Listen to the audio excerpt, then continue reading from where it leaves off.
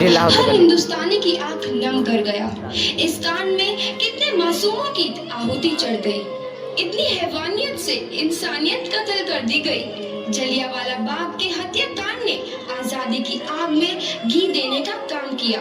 मासूम औरतों, बच्चों की दर्द भरी चीखें और सिसकियां इनकलाब का गूंज बनकर उभरी। लाला लाजपत राय, भगत सिंह, राजगुरु, सुखदेव सरीखे क्रांतिकारियों ने भारत की इस जमीन से विदेशी दरिंदों को निकाल फेंकने के मंसूबे मजबूत कर लिए। 8 अप्रैल 1929 लाला लाजपत राय के नेतृत्व में साइमन कमीशन के खिलाफ एक भारी जुलूस निकाला गया।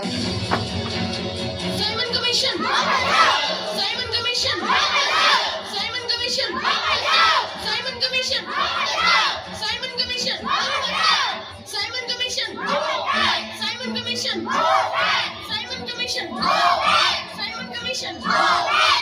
बेवकूफ इंडियंस, तुमको हमारी बात समझ में नहीं आती। Stop please. साइमन कमीशन नहीं मानता। आई से स्टॉप दिस। लाला जी, आप आगे बढ़ो, हम आपके साथ हैं।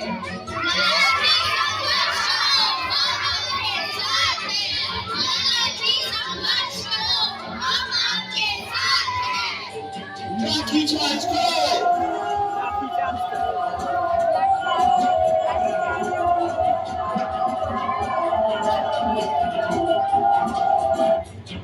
लाला जी को तो बहुत गहरी चोट लगी है। उनका सर फट गया है। मेरे शरीर में लगी एक एक लाठी अंग्रेजी सरकार के कफन में कील का काम करेगी। ये आजादी की लड़ाई रुकनी नहीं चाहिए। ये जिम्मेदारी मैं तुम सबको सौंप कर जा रहा हूँ। लाला लाजपत राय की दर्दनाक मौत के बाद भगत सिंह, सुखदेव, राजगुरु, वतन के इन मतवालों के खून में ऐसा उबाल आया जिसका सामना करना अंग्रेजी सरकार के लिए मुश्किल हो गया। अंग्रेजों को करारा जवाब देने के लिए स्कॉट और सैंडर्स को मारने की रूपरेखा रची गई।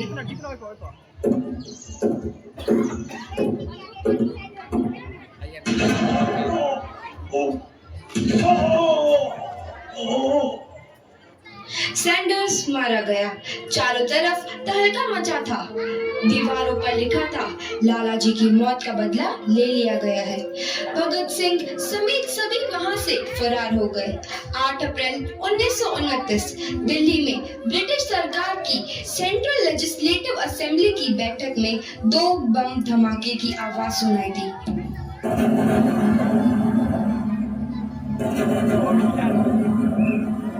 इन धमाकों ने अंग्रेजी हुकूमत को हिलाकर रख दिया। इस घटना को अंजाम देने वाले भगत सिंह, राजगुरु और सुखदेव ने अपने आप को अंग्रेजों के हवाले कर दिया। 1930 को अदालत ने अपना फैसला सुनाया। मुलजिम भगत सिंह, मुलजिम राजगुरु, मुलजिम सुखदेव को दफा 121 और दफा 302 के तहत ये अदालत तीनों को मुजरिम करार देती है और इस गुस्ताखी के लिए ये अदालत इन तीनों को सजाए मौत की सजा सुनाती है। सरफरोशी की तमन्ना अब हमारे दिल में है। देखना है जोर कितना बाजुए कातिल में है।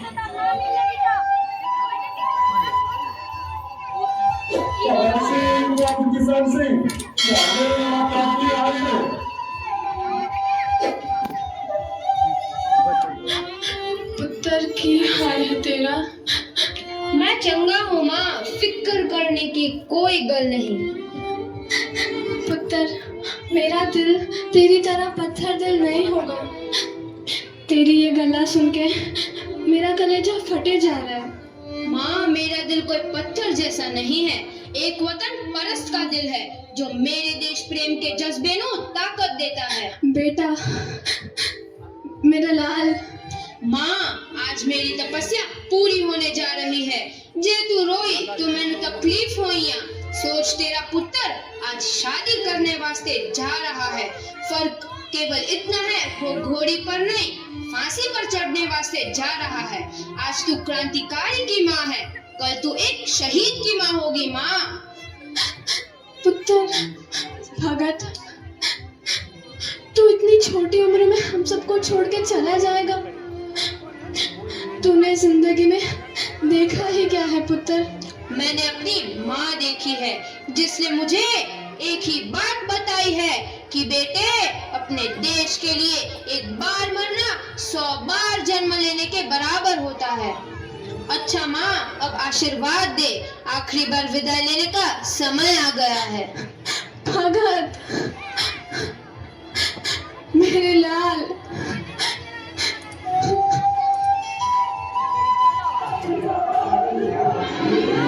भगत सिंह, तुम्हारी कोई आखिरी ख्वाहिश?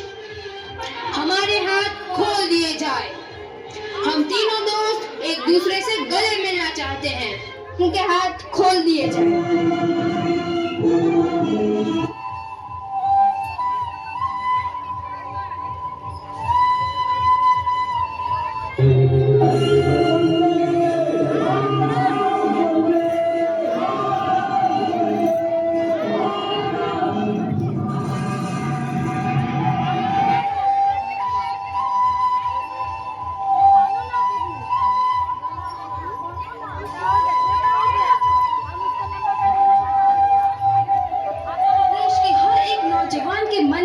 आजादी की नई उमंग हिलोरे लेने लगी।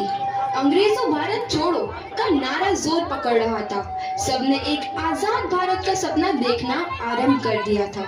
हर कोई अपने अपने ढंग से इस महायज्ञ में अपनी आहुति दे रहा था। सुभाष चंद्र बोस, रानी लक्ष्मीबाई, तात्या टोपे और मंगल पांडे जैसे शहीदों की कुर्बानी रंग लाई। 15 अगस्त 1947 को भारत आजाद हुआ।